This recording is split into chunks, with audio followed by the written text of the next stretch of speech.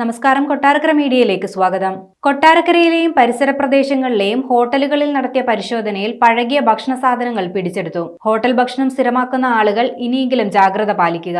കൊട്ടാരക്കര നഗരസഭ ആരോഗ്യ വിഭാഗത്തിന്റെ നേതൃത്വത്തിൽ രാവിലെ കൊട്ടാരക്കരയിലെ ടൗണിലും പ്രാന്തപ്രദേശങ്ങളിലുമുള്ള ഹോട്ടലുകളും ബേക്കറികളും നടത്തിയ ഭക്ഷ്യസുരക്ഷാ പരിശോധനയിൽ നിരവധി കേടായ ഭക്ഷണ സാധനങ്ങൾ, ചോറ്, ഇറച്ചിയുടെ ഇന്നലത്തെ ബാക്കി, മോശപ്പെട്ട എണ്ണ, പലഹാരം ഉണ്ടാക്കുന്ന മോശപ്പെട്ട എണ്ണ, ബെന്ന് അടക്കമുള്ള പ്ലാസ്റ്റിക് കവർ, നിരോധിത പ്ലാസ്റ്റിക് ഉൽപ്പന്നങ്ങൾ അടക്കം നിരവധി സാധനങ്ങൾ കണ്ടെടുക്കുകയുണ്ടായി.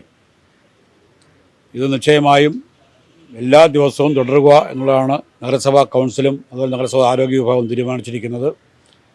ഇതിപ്പോൾ പിടിച്ചിരിക്കുന്നത് അവർക്ക് ആവശ്യമായ ഫൈൻ ചുമത്തി ഒഴിവാക്കുക മാത്രമല്ല, ഇത് വീണ്ടും ആവർത്തിച്ചാൽ ഇത്തരം കടകൾ അവരുടെ പ്രവർത്തനം നിർത്തുന്ന നിലയിലേക്കുള്ള സമീപനമായിരിക്കണം നഗരസഭ സ്വീകരിക്കേണ്ടത്.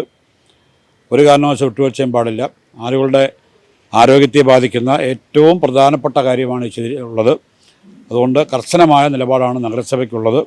എല്ലാ ഹോട്ടലുകളും, ഭക്ഷണ സാധനം വയ്ക്കുന്ന ഹോട്ടലുകൾ, ബേക്കറി അടക്കമുള്ള, അതുപോലെ തട്ടുകടകളും, വൈകുന്നേരം പ്രവർത്തിക്കുന്ന തട്ടുകടകളുണ്ട്. പല ഓടകളുടെ മുകളിലും അഴുക്ക് ചാലുകളുടെ മുകളിൽ പ്രവർത്തിക്കുന്ന തട്ടുകടകളുണ്ട്.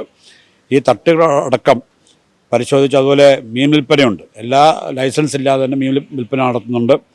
ഇത്തരം ഭക്ഷണ സാധനങ്ങളും ഭക്ഷ്യസാധനങ്ങളും വിൽക്കുന്ന എല്ലാ സ്ഥാപനങ്ങളിലും കർശനമായ പരിശോധന നടത്തുവാൻ വേണ്ടിയാണ് നഗരസഭ തീരുമാനിച്ചത്. അതിൻ്റെ ഭാഗമാണ് ഇന്ന് ഈ പരിശോധന നടത്തി ഇത്രയും കേടായ സാധനം കണ്ടെത്തിയിരിക്കുന്നത്. ഇവർക്കെതിരായി കർശനമായ നടപടി സ്വീകരിക്കുവാൻ ആരോഗ്യ വിഭാഗം നിർദ്ദേശം നൽകിയിരിക്കുകയാണ്. ഓണത്തോട് അനുബന്ധിച്ച് തന്നെ നമ്മുടെ ഭക്ഷ്യസുരക്ഷാ പരിശോധന വളരെ കർശനമാക്കി എടുക്കുകയാണ്. തുടർന്നും ഇനി രാത്രികാല പരിശോധനയും ഒപ്പം മാലിന്യ സംസ്കരണത്തിൻ്റെ ഒരു പ്രാധാന്യം കൂടി ഇതിലുണ്ട്. പല സ്ഥാപനങ്ങളിലും നമ്മുടെ മാലിന്യ സംസ്കരണം ശരിയായ രീതിയിലല്ല ഇപ്പോൾ നടന്നു വരുന്നത്. തീർച്ചയായും അതിനൊക്കെ തന്നെ ഒരു തുടർ പരിശോധനയും അതിൻ്റെ തുടർ നടപടികളും ഒക്കെ തന്നെ വരും ദിവസങ്ങളിലും തുടരുന്നതാണ്.